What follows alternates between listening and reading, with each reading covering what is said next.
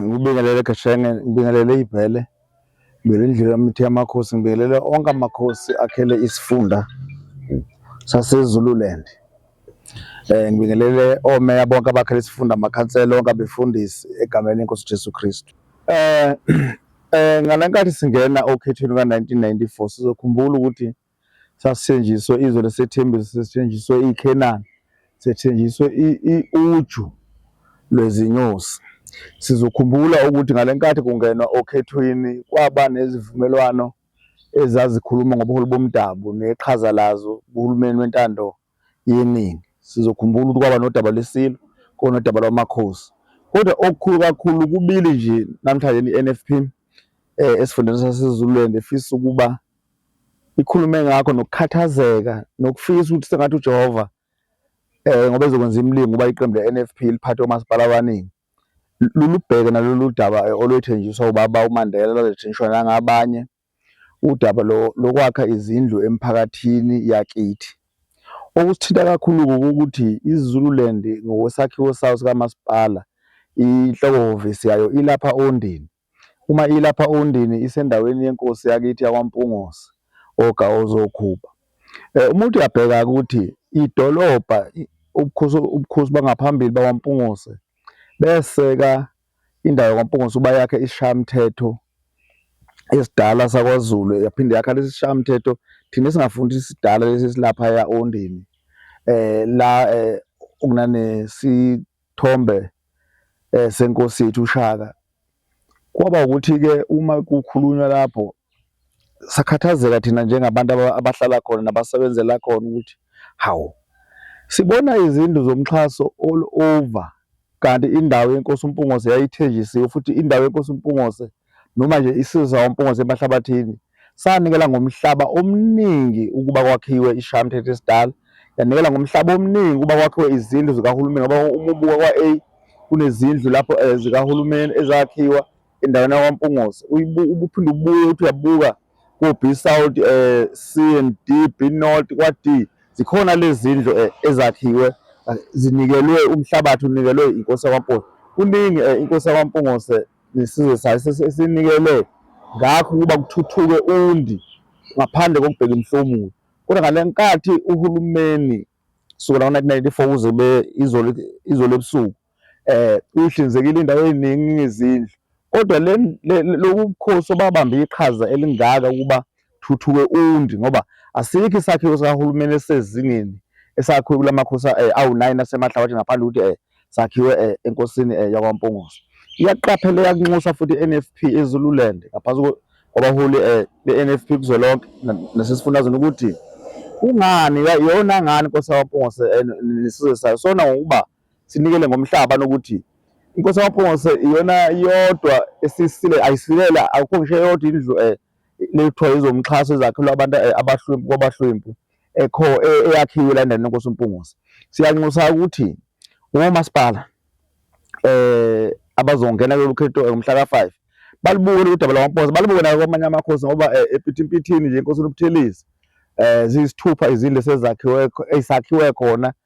Uma ubheka kwezinye iy'ndawo kusukela ngisho iGanga nakho nje uma uya lapha eMelmont ngasethuba lethu kwakhiwe imihume yabaphangi lapho ngemali eshisiwe, kwakhiwa nje esigangeni ekubile abantu bakwaMpungose bengekho esigangeni. Lezi zindlu njengoba nje zingasena-roof, ingenamafasitela eMelmont, i-shows ukuthi zakhiwe endaweni yabantu abangayidingi. Abantu basemahlabathini kwaMpungose nawo wonke amakhosi engakafika izindlu kuwo basayidinga lezi zindlu ukuba bakhele khona.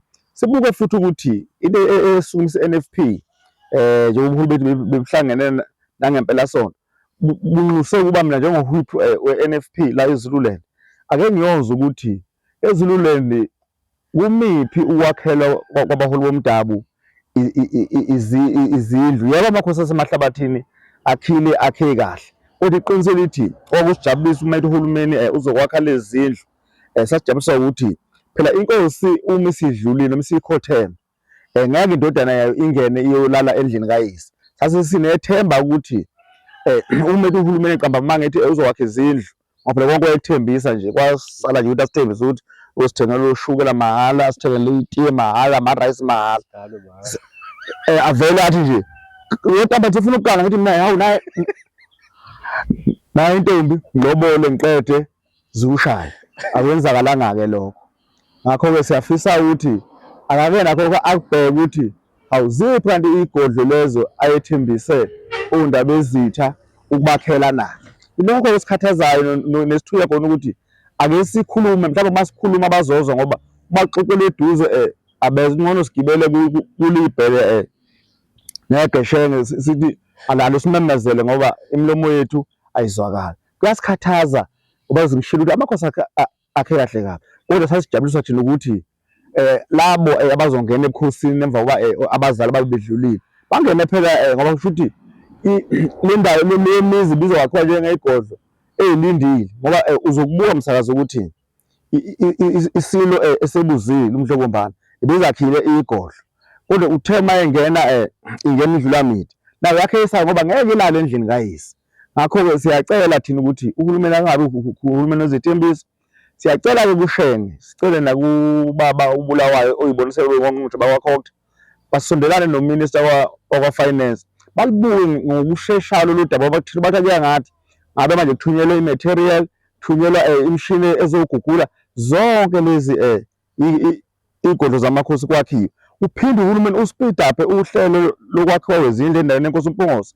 Wonke uNkosi uNdebele, wonke uNkosi uZungu siyazi ukuthi bakhelwe izindlu noma zingapheli, kodwa i-concern ithi ungathembisi igwinya bese ulethitshe.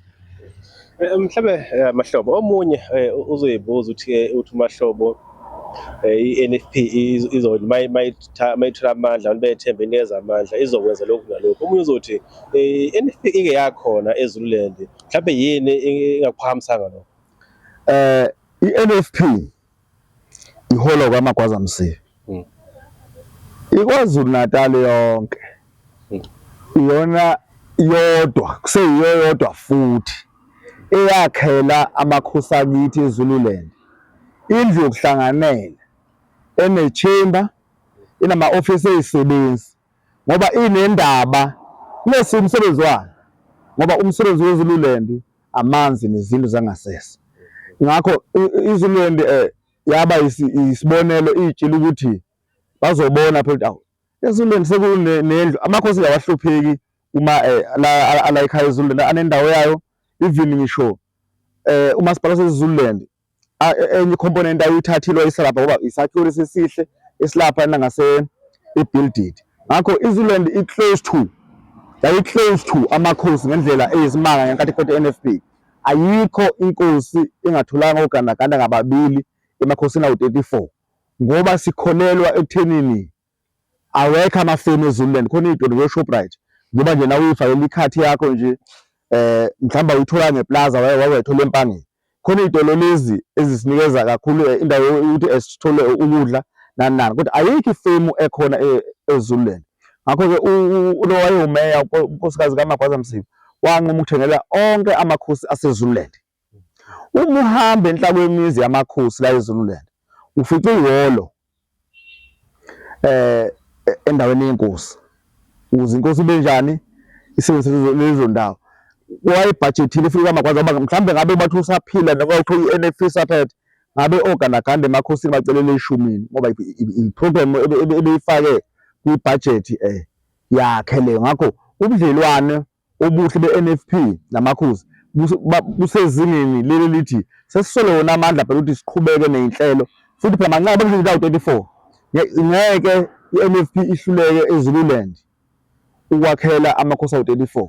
Inxenxe nabanye omasipala bazowina i-NFP kwamanye ama-district ukuthi siyacela bafowethu ukuthi ake sifocus emakhosini, abantu bangabantu bamakhosi ngoba ukubona nje lesisila miningi imizi econtrolwa yiwo amakhosi, miningi imizi ethembele komasipala, kodwa iqiniso ukuthi buka lapha ngaphesheya uyabona ukuthi umuthi asibuki sakhiwo esikhona nanti yona sebelivandalizile nje la ezansi eNdonsa.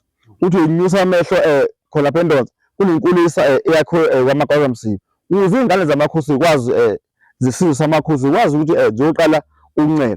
Uma uya eMaqhinga uzokhumbula ikhayisizi yamathoyilethi lawo kwabanenkinga khona owafa. Ngakho uMagwaza ebe-close to i-NFP be-close to inani-ke na inamashankura abangeke ukwenze amashankura engekho ngoba nje ngifike lapha njena imoto ishaya ilambu yake ifike kodwa emashona kufanele ngifake petrol.